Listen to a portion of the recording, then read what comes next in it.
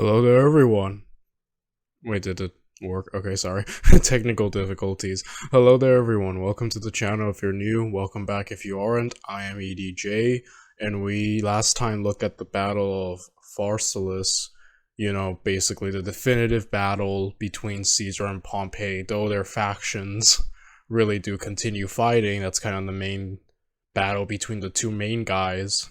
So yeah, now we're going to be looking at the Siege of Alexandria. So this kind of started with Caesar going to Egypt initially to hunt down Pompey, finding out he, was executed, and obviously that is just complete barbarity. Shame on the House of Ptolemy for such barbarity, to treat a consul of Rome in such a matter, but they did it.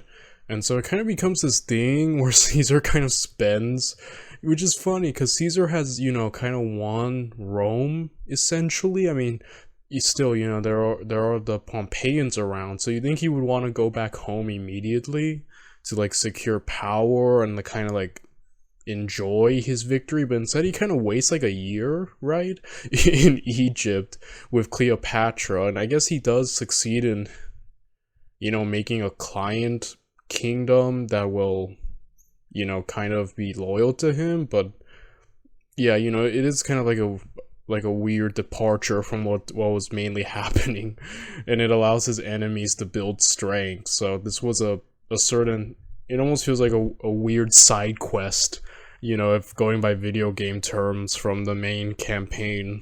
But so yeah, Caesar essentially gets besieged, I remember from Kings and Generals telling, and he's kind of stuck there for months, him and Cleopatra, and fighting off the rest of the army while he holds their king hostage. Though he does give up King Ptolemy, and they just turn on him, so that was kind of a blunder on Caesar's part. And overall, at the end, the Battle of the Nile, Caesar wins, Cleopatra is the sole ruler of Egypt, and yeah, she becomes more relevant later with Mark Antony. Sorry, I just went through everything right there, but yeah, that's like, obviously I know a lot more about this because we did cover the Kings and Generals version of this telling, so I'm really happy and excited to see just how Historia Civilis tells it, So yes, if you want to watch the original video without me speaking or pausing to speak, the link's always down in the description down below. And without any further ado, let us get right into it, shall we?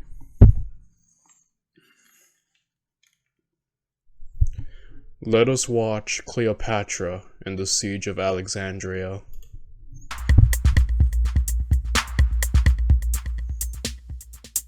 In the immediate aftermath of the Battle of Pharsalus, Caesar did not linger in Greece. Pharsalus, remember, was Julius Caesar's decisive victory over Pompey Magnus, which effectively, although not literally, ended the Roman Civil War. Caesar immediately sent one of his top lieutenants, or lieutenants, Mark Antony, back to Rome to oversee the political situation. And then, after some intelligence gathering, he set off to Egypt in pursuit of Pompey, taking with him only 4,000 soldiers for the sake of speed. As we know, Pompey was killed the moment he stepped foot in Egypt, but this fact was not yet known to the outside world. When Caesar arrived in Egypt, officials greeted him as an honored guest, and as a token of Egypt's goodwill, presented him with Pompey's severed head. According to some ancient sources, Caesar reacted to this by recoiling in horror and refusing to look at it. When the Egyptians handed him Pompey's signet ring, these same sources say that Caesar broke down in tears. Historians are not quite sure what to make of this incident. Was Caesar upset, or was he pretending to be upset? Or was this a piece of propaganda? Yeah, that's the kind of thing, right? Propaganda, you never know, especially when Octavian joins the fray. There's a lot of Octavian Augustus propaganda, so that's the thing. But assuming it's not propaganda, right? Let's just humor me on this one. And it is either one of these two being upset or pretending. I kind of discussed this during the Kings and Generals one. Unless Caesar decided to put on his best acting thespian performance, his Oscar winning performance, and cry, pretend to fake emotion, um, I don't personally subscribe to that theory. I subscribe to the first one, that he was upset.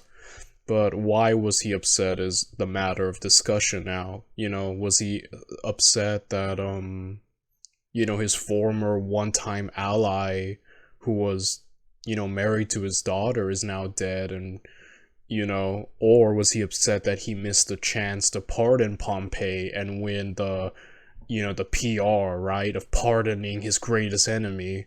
Um, and it kind of depends. I do believe Caesar isn't a sociopath. I do believe he cared, about people. Um, and with that said, I think kind of a bit of both. In my personal opinion, I have nothing backing this up. At the end, this would have to answer this question truly, you would have to know Caesar's mind and what's going through it, which none of us do, but I'm willing to believe that it's a bit of both. Yeah, obviously losing Pompey is a chance. He loses the PR image of pardoning his, you know, enemy, but he also, he also did have history at one point, and I maybe it's me wanting to see the good in Caesar. Maybe some of that came back, oh, now he's dead, and you can kind of look back, though it fell apart at the end, you could look back and be like, yeah, we had some good times. I don't know. Maybe a bit of both. Maybe Caesar is just a sociopath and only was sad about his chance of losing. Or maybe he was just pretending because he knew people would be talking about it.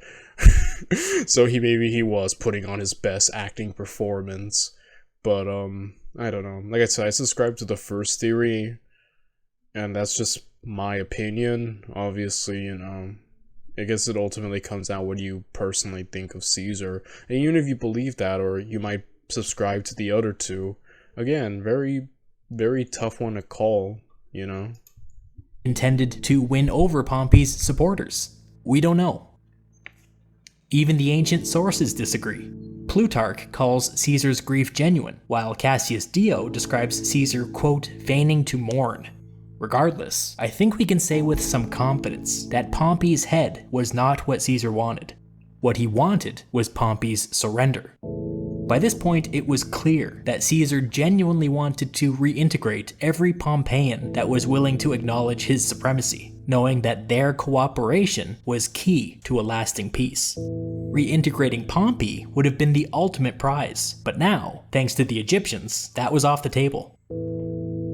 Whether or not Caesar was genuinely upset, he used Pompey's murder as an excuse to bring his 4,000 soldiers off the ships and into the city of Alexandria.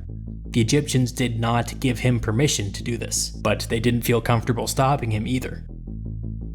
The Romans paraded through the streets of Egypt's largest city as if they were a conquering army. This, understandably, offended the Alexandrians, and before too long, there were protests, and then rioting, and then several Roman soldiers were killed. For the Romans, it was no longer safe to be out on the streets. Caesar took his tiny army and hid them away in the city's royal quarter, which housed the Egyptian king, his court, and a bunch of government buildings. Caesar had entered Alexandria intending to get Pompey's surrender, but instead, in a matter of days, he had accidentally engulfed the city in a general riot, and, just to make things extra complicated, taken custody of the Egyptian king. What a mess. Yeah, like I said, there's just the situation blows out of proportion so quickly, right? Also, Caesar did collect money from the Ptolemy dynasty because they owed money to Rome, so Caesar decided to also, take that.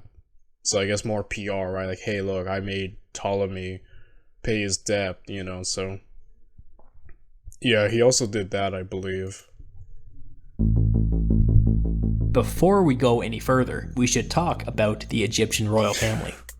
The current Yes, the the House of Ptolemy, which I was watching these YouTubers called, overly sarcastic productions, who I've been watching since I was like in middle school. I remember being like 14, like 10 years ago, and I was watching their Iliad video. Like, I've been watching those guys forever, or like, um, but yeah, they made a video on the Ptolemy dynasty, and it is wild. Like, obviously it was founded by, Alexander, one of Alexander the Great's generals. It's the longest lasting of the successor kingdoms of Alexander. And yeah, it didn't officially end until Cleopatra's death. So yeah, longest lasting. And my personal favorite, though the royal family is a complete mess. And just a lot of incest. It's kind of like a family tree, but without any branches, I'm joking. Well, actually, not really. Kind of is. It's more like a family pretzel, But point is, it also doesn't help that like all the males were named Ptolemy and all the females became named Cleopatra. So there are like 20 Ptolemies and 20 Cleopatras. So overall, just a really wild. Like, I thought the Julio-Claudian dynasty family tree was wild, and like when I try to look at that, my brain hurts. The Ptolemy family tree also makes my brain hurt. So yeah, a lot of incest. I don't know about you guys, but I'm personally not really a fan of incest. But if you are, please don't comment. Please don't just leave. I'm joking. I'm joking. But yeah, it's just wild, guys. Egyptian king was a 13-year-old boy named Ptolemy. Ptolemy had two older sisters, Cleopatra and Arsinoe, and one younger brother also named Ptolemy. Spoiler alert, they're all named Ptolemy, and it's super annoying. The current King Ptolemy's father, also named Ptolemy, had died 3 years earlier, and to sum up his... Yeah, and Ptolemy, I think it was this one who said, hey, Rome can have Egypt. Like, he basically sold the empire, the kingdom, if you would, the dynasty, or dynasty, as some people call it. And he basically said, hey, in my will, Rome can have it. So, yeah, it was wild.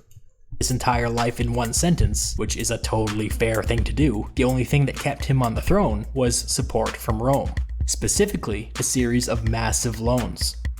When the current king's father got sick, he named Rome as the executor of his will, which was basically a way of sucking up to his benefactors. When he died, his son inherited his father's crown and debts. Now that Caesar occupied the royal quarter, he was like, while I'm here, how's that debt repayment coming? Caesar owed pensions to tens of thousands of soldiers, and at this moment he was basically broke. It would be awfully nice if Egypt could magically solve this problem. When Caesar approached the king's counselors, they kinda gave him the runaround, saying that it would take some time, blah blah blah. They would try sending installments to Italy whenever they could. Caesar told them not to bother, because he would be remaining in Egypt until their debts were paid. As you can imagine, this was a tense exchange.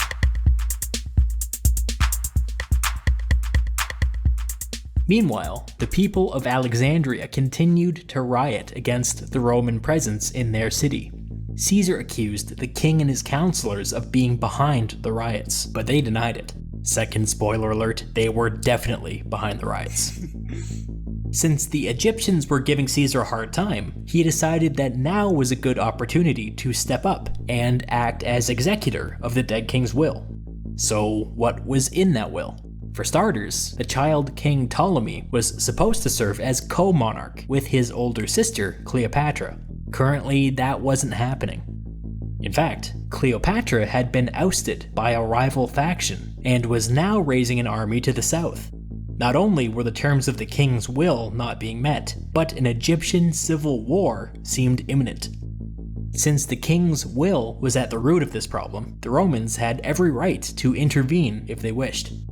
Caesar announced that he would be doing just that. He would mediate the dispute.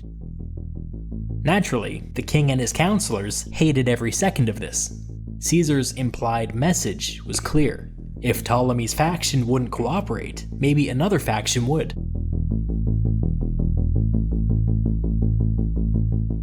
Before we go any further, we should probably talk about Ptolemy's older sister Cleopatra, because Yeah, there's a lot to talk about. So yeah, Cleopatra, Ptolemy kind of wanted the sole rule, and kind of it forced Cleopatra out, and the whole civil war between the two is just wild, you know. And yeah, Cleopatra is a really interesting figure. Like Overly Sarcastic Productions also made a video about Cleopatra, and it gave me a very positive impression of her. She was a very intelligent woman, could speak many languages. The first monarch to actually learn Egyptian, shocker, right?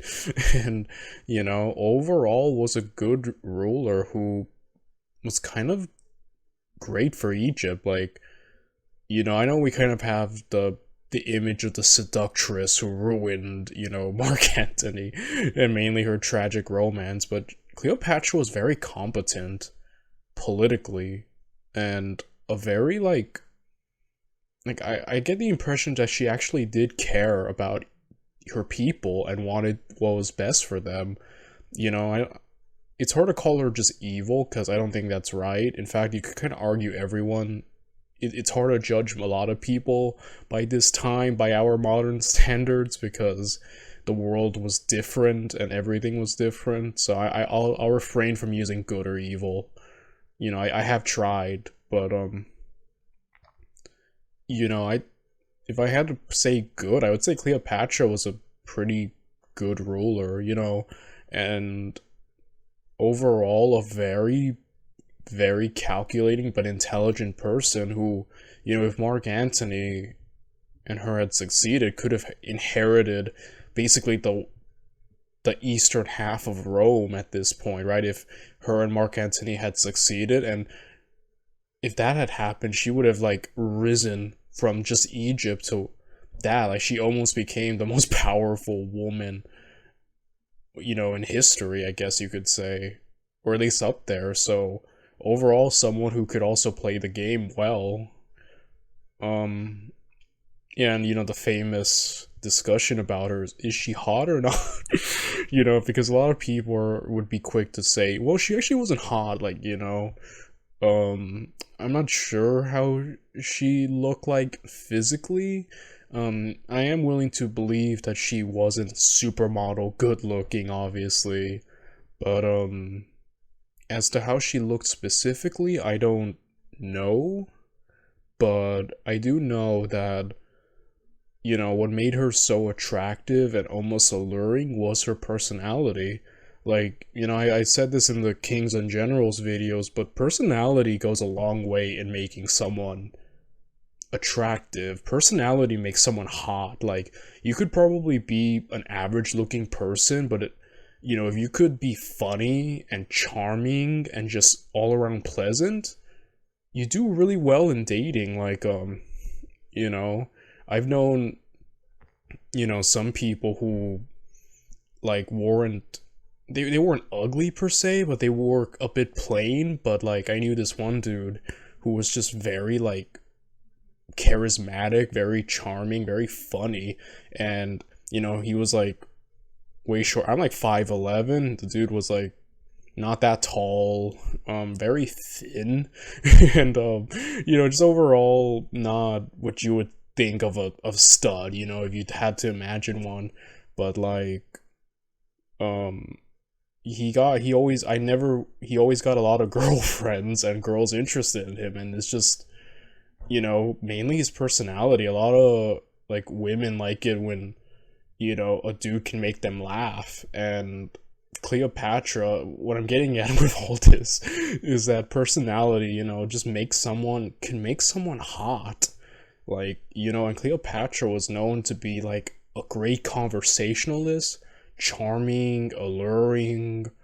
Overall, even if, she was average looking, or dare I say ugly, I mean, I don't know. Ultimately, physical beauty is in the eye of the beholder. Not everyone's gonna agree this person's hot, or this what's hot to one person may not be hot to another.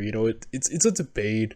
Physical beauty, eye in the beholder, it's all subjective. But you know either way, like, even if she wasn't like hot outside, like, her personality could carry could carry for sure, and arguably that's what made her hot.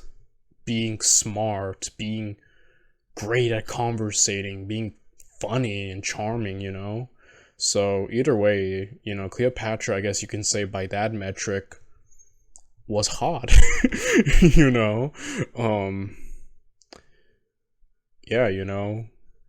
And yeah, just a very interesting person. Even if this is all brand new to you, you probably recognize that name.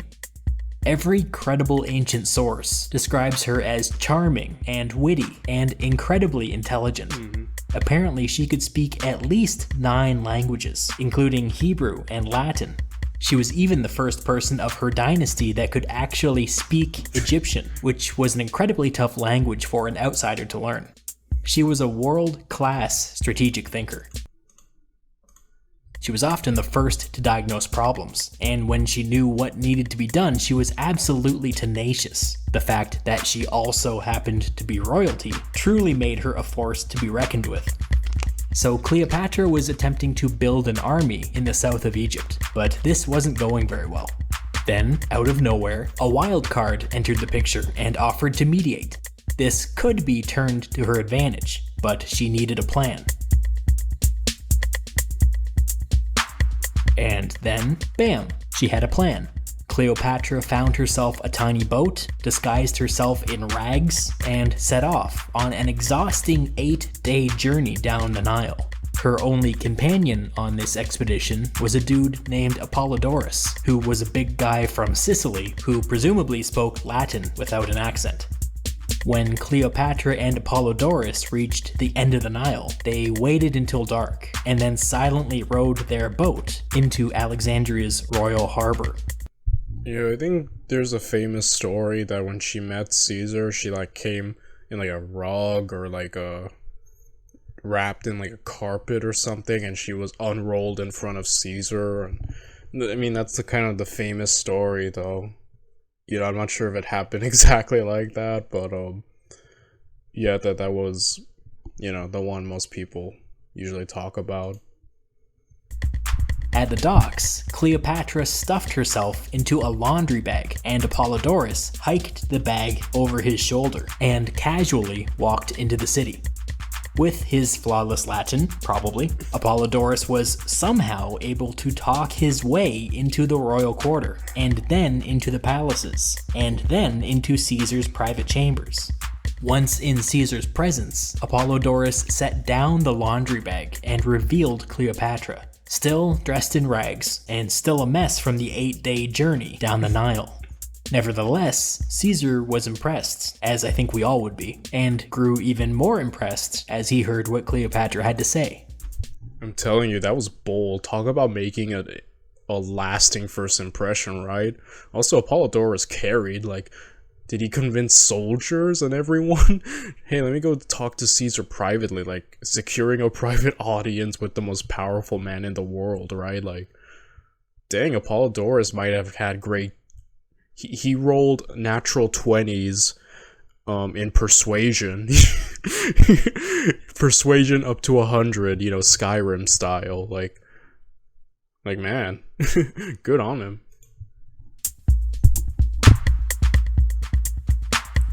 Hi, we're Visible, the wireless company that makes things visible. With us, what you see is...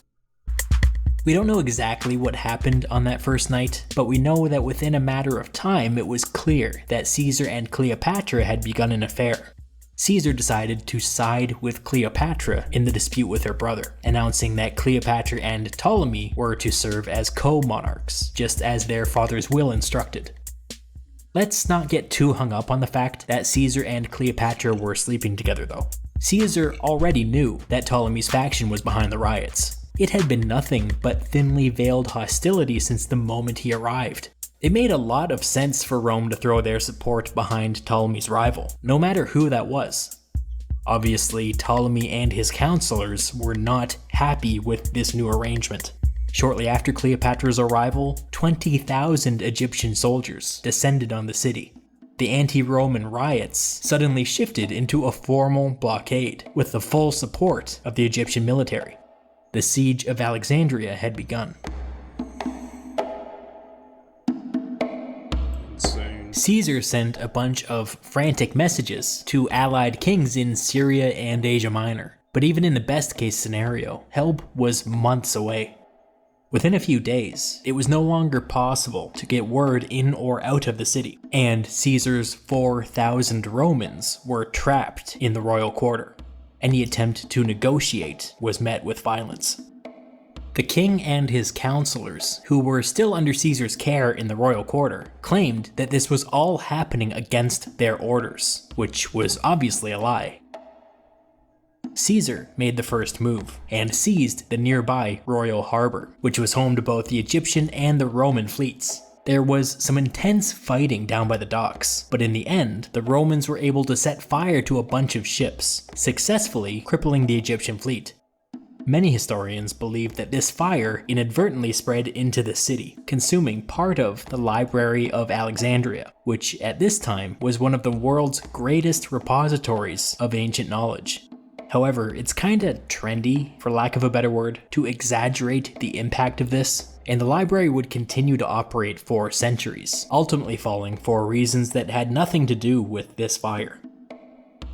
Caesar had the Roman army close off the streets and fortify the royal quarter. As the defenses were going up, Arsinoe, the king's other sister, escaped Roman custody and went over to the besieging Egyptian army, who immediately proclaimed her queen. After Arsinoe's escape, fighting began in earnest, and each day yielded only a few meters gained or lost in either direction. Historian Philip Freeman calls this, quote, one of the most vicious campaigns of urban warfare in the ancient world. Yeah. This would go on for months. Caesar had never been much of a drinker, but during this time he began staying up every night and drinking himself into a stupor. These were dark times.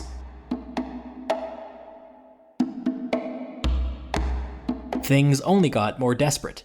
The Egyptian army figured out how to flood the Roman water supply with impotable seawater. This caused a minor panic, and Caesar's soldiers began to openly criticize their leader's slow response. Eventually, the Romans were able to dig new wells, but morale remained low. As the fighting continued back and forth, the Egyptians started to gather a bit of momentum. The entire city rallied behind a big patriotic push to rebuild the Egyptian fleet, which involved literally ripping up buildings for their wood. These makeshift Egyptian ships eventually outnumbered the Roman fleet at something like 2-1. This was bad. Such an extreme disadvantage at sea put the royal harbor at risk. Something needed to change.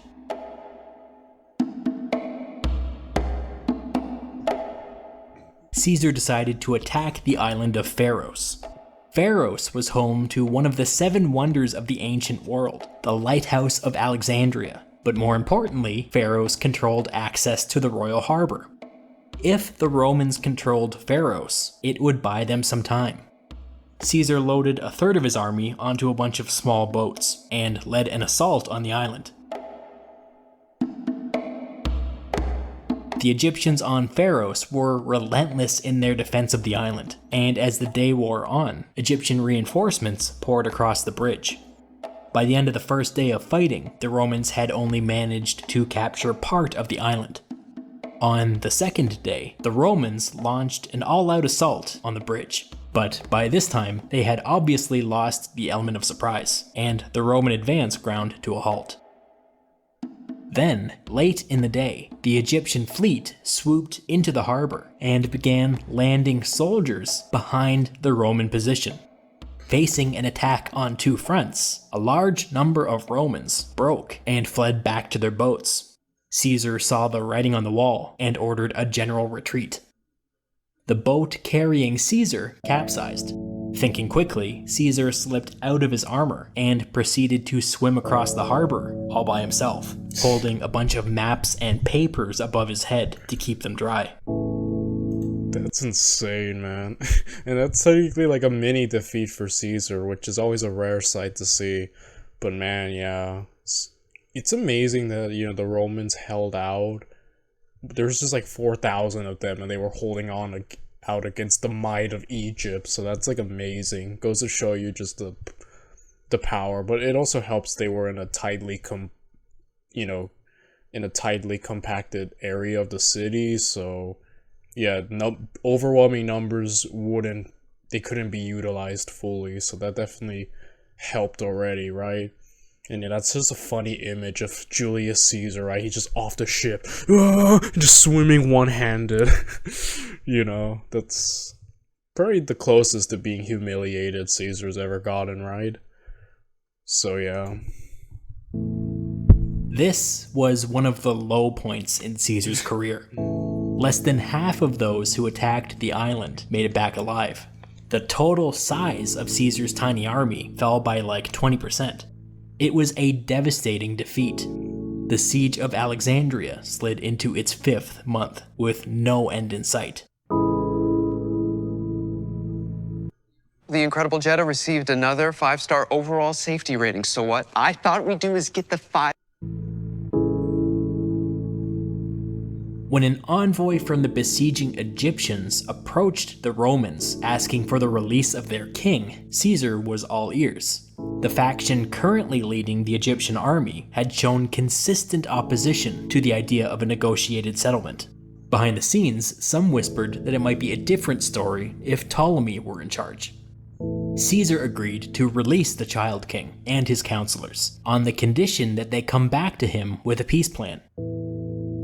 But Caesar was had. As soon as Ptolemy and his... Definitely a low point. First he loses in the Battle of Pharos, and then Ptolemy just turns on him after he releases. So he gave up his most valuable hostage, right? So, yeah, definitely not Caesar's brightest moment. His counselors were free. They ordered an all-out attack on the royal quarter. So much for that idea.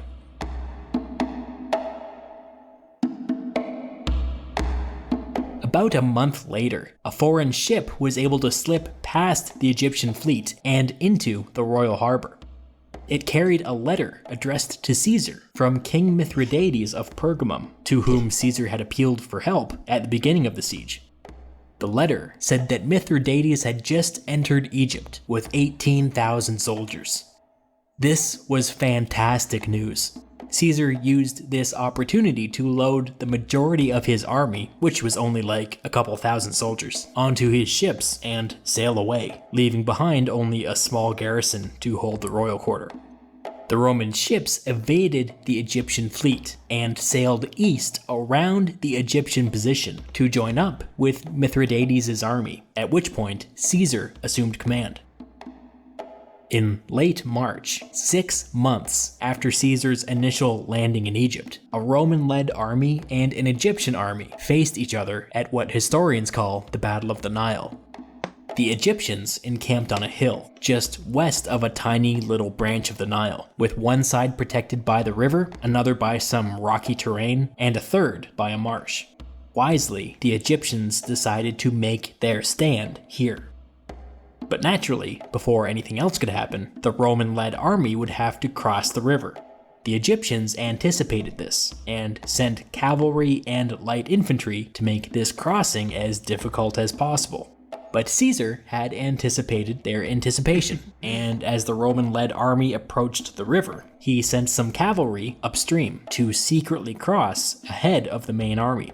Then, when the rest of the army reached the tiny river, they lay a bunch of tree trunks flat across its banks, forming makeshift bridges.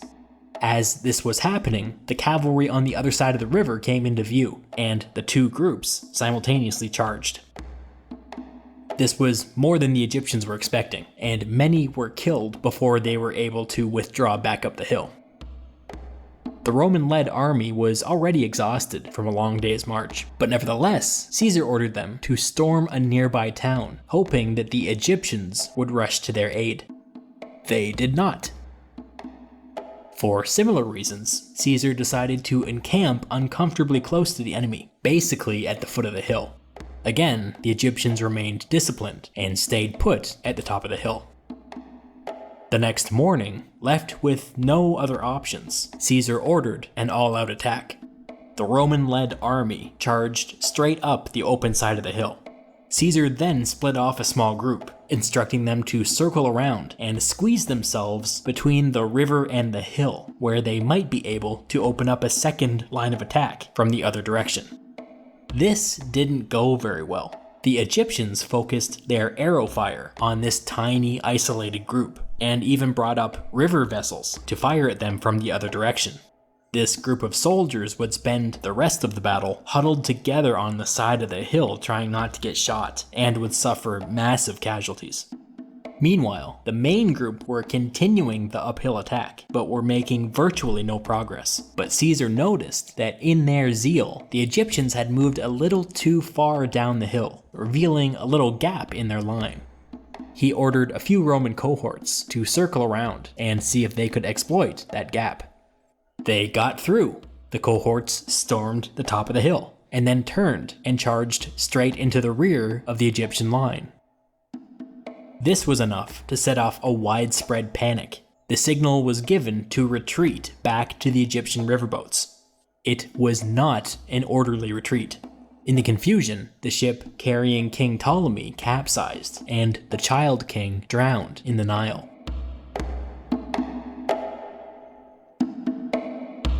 Caesar didn't waste any time admiring his victory. He immediately left for Alexandria with a small group of cavalry, bringing with him news of the Egyptian defeat and of the death of the king. The Alexandrian garrison surrendered at once, which at last brought the siege of Alexandria to an end. The historian Stacy Schiff wrote in her biography of Cleopatra, quote, "The best that can be said of the Alexandrian War is that Caesar acquitted himself brilliantly in a situation in which he stupidly found himself."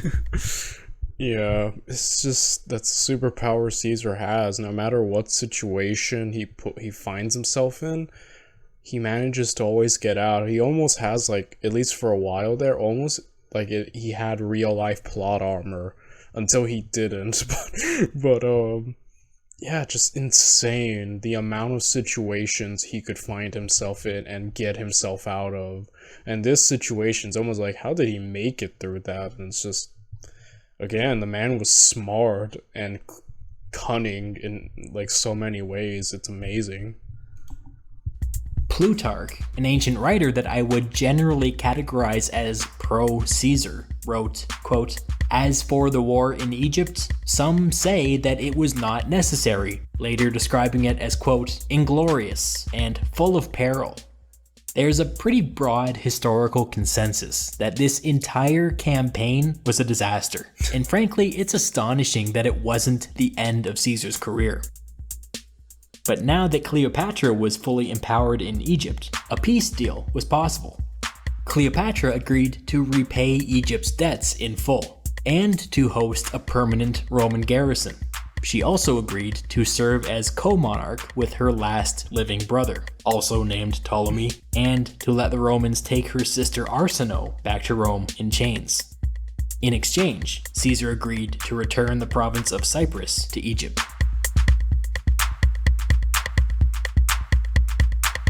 After the Battle of the Nile and the subsequent peace settlement, Caesar lingered in Egypt for 3 months.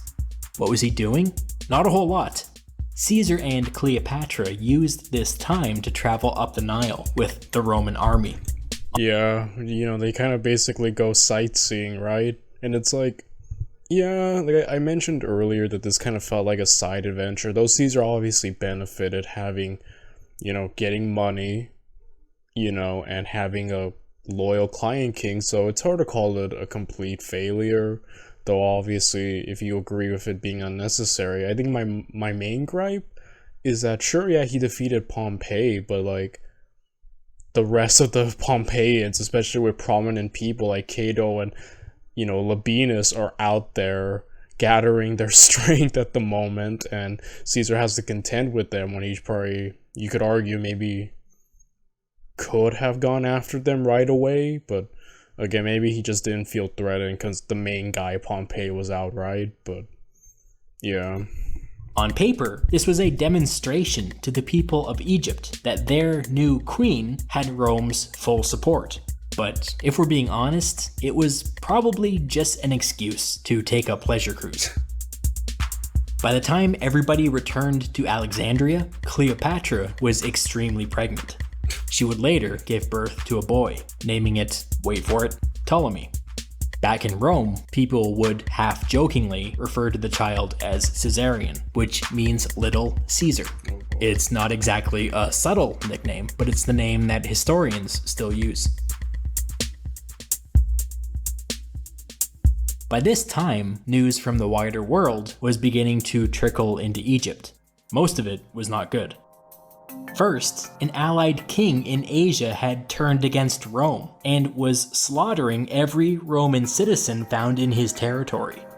Second, the remnants of the Pompeian faction were gathering strength at an alarming rate down in North Africa. Third, Mark Antony was making a big ol' mess of Roman politics back home, and things were approaching a boiling point. Clearly, Caesar still lacked a reliable second-in-command. Every time he removed himself from the equation, things began to crumble. Lingering in Egypt had probably been a mistake. Yeah, that's kind of what I was saying. I'm like, he gained from it, don't get me wrong. It's just, I felt like after defeating Pompey and then finding out he's dead, I was thinking like, he should probably go to Rome. Didn't I say that in the beginning of this video? Like, maybe go to Rome, solidify his, victory, maybe hunt down the remnants of the Pompeians, kind of get all that done. But instead, my main gripe is like, yeah, the Pompeians were allowed to build strength, and they almost beat Caesar under the leadership of Labienus, or at least he had Caesar on the ropes for a bit. So yeah, overall Caesar did tarry, I think, a bit too long. Then again, very little he could do with his freaking siege, so yeah. So I think that's kind of it.